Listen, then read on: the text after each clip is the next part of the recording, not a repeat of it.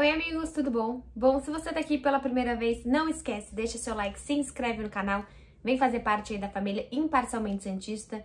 E hoje, agora um pouco mais calma, acho que dá pra gente sentar e conversar. Realmente hoje foi um dia extremamente impactante nas redes sociais do Santos.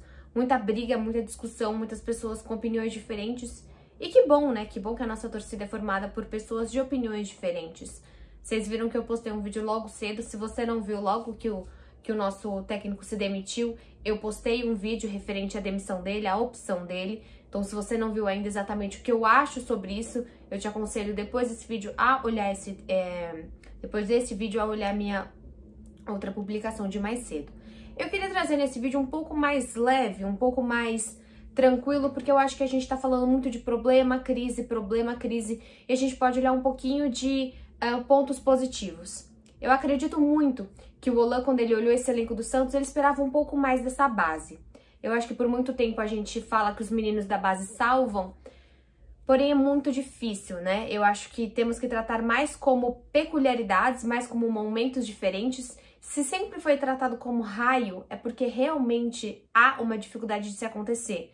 Não estou falando aqui do potencial dos meninos, mas da pressão de você precisar manter um nível, precisar ser algo muito acima do que você pode, tendo 16, 17 anos, 18 anos, é muito pouco. A gente não respeita o processo desses meninos no Santos, nunca respeitou. A gente acaba se baseando como se Neymar, Rodrigo, fossem normais, e não é. São jogadores diferenciados, senão não estaria um no Paris Saint-Germain e o outro no Real Madrid. Quantos outros meninos não estão aí espalhados pelo Brasil, né? Quando a gente jogou agora esse Paulista, a gente encontrou o Bruno Aguiar, campeão no Santos, menino da Vila. Então, assim, não é tão simples. Eu acho que a gente precisa ter mais paciência. Só que o momento do Santos, ele não tem espaço para paciência.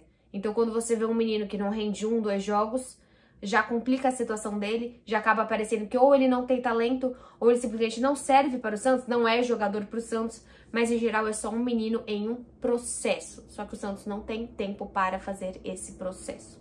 E isso, como eu venho dizendo nos últimos jogos, é sim, e vai sempre ser, até a gente ajeitar a casa, culpa das últimas gestões. A demissão que o Olan fez, a sua própria demissão, é sim, um ponto final, eu espero, numa bagunça que chama Santos Futebol Clube. Eu espero que agora a gente possa se reerguer. Mas, como eu disse, eu quero trazer pontos positivos para vocês. Eu queria trazer 2 jogadores. Fiz aqui uma lista de várias curiosidades mesmo para a gente conversar, de 2 potenciais que, se não fosse o Ariel, a gente não veria. O Ariel, como eu já bem disse, ele veio com 2 ou 3 analistas de desempenho com ele. E com isso, ele, antes de chegar no Santos, ele já havia detectado alguns talentos. E um dos talentos que ele detectou, né, antes de chegar mesmo ao Santos Futebol Clube, é o Gabriel Pirani.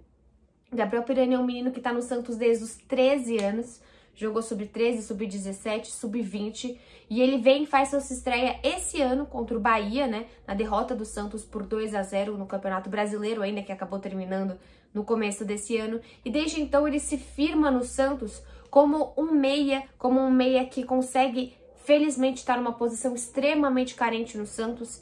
Eu não via no futebol do Cuca, ou mesmo até o São Paulo olhou para ele de uma maneira diferenciada, mas o Cuca de maneira alguma olhou para o Gabriel Pirani. O Pirani, é claro que ele fez a sua estreia, mas assim, ele vem ser titular a partir de uma necessidade, sim, isso é pontual, a gente precisa colocar isso. Mas talvez o Olan usaria sempre o Jean Mota, fixaria só no Jean Mota, colocaria...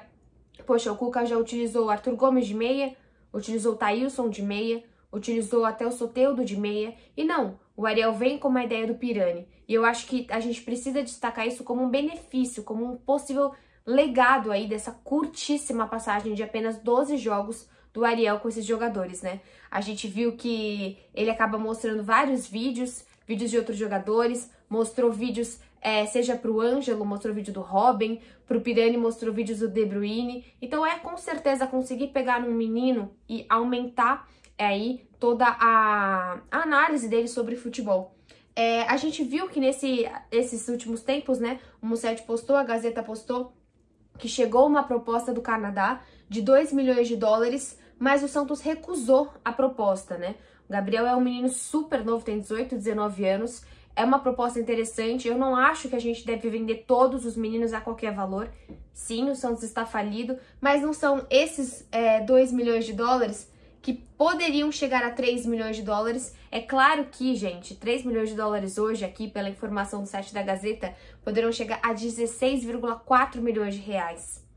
É um número muito interessante. Mas se o Santos continua nessa de empresta quem pode, vende quem pode, dá quem pode, o Santos torna um time extremamente sem maneira alguma, sem peça alguma, sem habilidade tática ou técnica de se tornar competitivo. Não dá hoje para o Santos simplesmente se desfazer do Gabriel Pirani por esse valor, por isso até que o Santos recusou essa proposta. Como eu falei, ele tá no Santos desde os 13 anos, já marcou um gol e tá em campo, já esteve em campo aí por 7, 8 jogos, então realmente houve uma sequência e hoje, pro Olan, né, ele era aí o seu titular. Eu acho que dificilmente a gente teria um outro técnico mais tradicional que olharia para ele, ao invés de simplesmente, por exemplo, colocar o Jean Mota na posição do Pirani. Bom, quando ele estreou, né, contra o Bahia, ele falou que foi muito emocionante, realizou um sonho no qual ele esperava desde 2011, quando pisei pela primeira vez no Santos. Esse dia representa muito para mim e para minha família. Hoje ele tem um contrato até dezembro de 2022, a última renovação de contrato, todas essas informações do Transfer Market, do site Transfer Market, a última renovação de contrato foi dia 3/2 de 2021, e aí dizem, né, ao que tudo indica, é que tanto o Santos como o Gabriel Pirani vê com bons olhos uma renovação de contrato. Ainda não houve, até esse momento que eu gravo o vídeo, o Pirani tem contrato até final de 2022, pelo menos aí o Santos tem um tempo a mais, né, um ano e pouquinho, para pensar, para fazer uma proposta, para testar mais os meninos. Eu não tenho a menor ideia de como vai ser Santos ao comando de Marcelo Fernandes, depois do próximo técnico. Mas eu tenho certeza que Gabriel Pirani é um dos legados de Ariel Holan. E o outro legado, né, maravilhoso, é o nosso zagueiro, Kaique, nosso incrível zagueiro Kaique. Ele é de 2004, isso faz a gente aqui, imagino vocês, a gente se sentir até um pouco velho, né, ter um zagueiro aí titular na zaga do Santos, que nasceu em 2004. Mas ele tem 1,86, ele é tipo muito, muito grande mesmo. E eu achei muito legal porque ele diz assim que ele é santista, ele tem fotos desde bebezinho com a camisa do Santos, torcendo pelo Santos. Ele se apaixonou pelo Santos com o Neymar, principalmente em 2010, 2011. E é claro, né, a gente sabe que ele tem o seu único gol pelo Santos, só que é um único gol com 17 anos, 1 mês e 25 dias, o brasileiro mais jovem a marcar por um time na história aí da Libertadores. Então, assim, muito legal que o Kaique chega e o Kaique consegue demonstrar. A ideia dele era que ele fosse estrear depois de muito tempo, que ele fosse ficar esse ano ainda no Sub-23, mas por conta da ausência do Veríssimo, o Santos sobe ele logo pro profissional, ele tem a sua estreia, ele fala muito da estreia, ele fala muito, pra vocês terem uma noção, o Kaique, isso é uma matéria da ESPN, começou no futsal e foi descoberto por um olheiro quando atuava no Portuários, clube da Baixada Santista. Um ano após ingressar na Vila Belmiro no salão, ele começou a fazer a transição para o campo. Então aí a gente vê como o potencial de um olheiro pode realmente achar um talento. O Kaique teve divergências assim na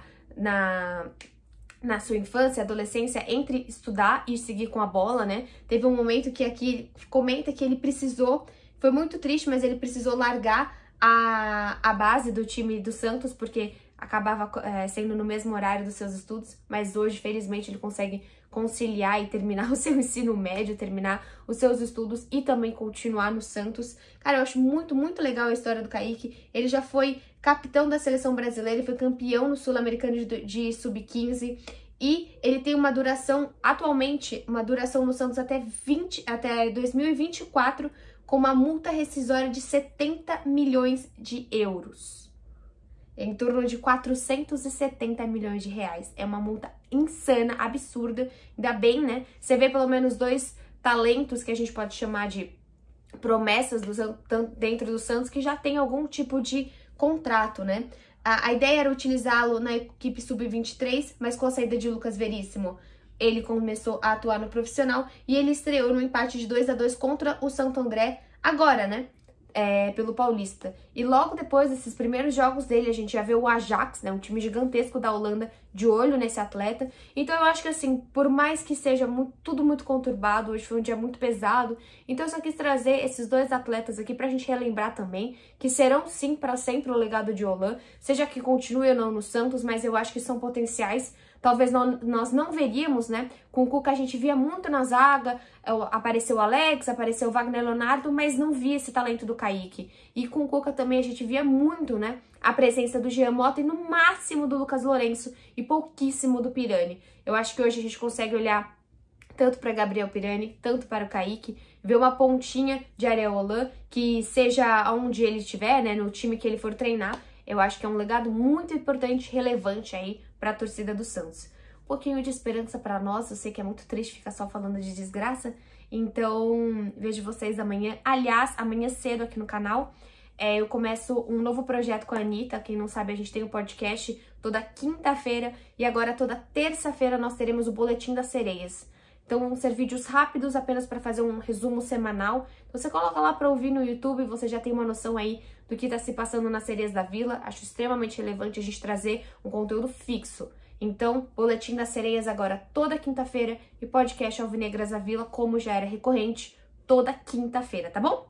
Eu falei certo, né? Terça-feira o Boletim das Sereias, quinta-feira o podcast Alvinegras da Vila. Vejo vocês amanhã cedinho com o Boletim das Sereias, eu e Anitta Efraim aqui no canal. Tchau!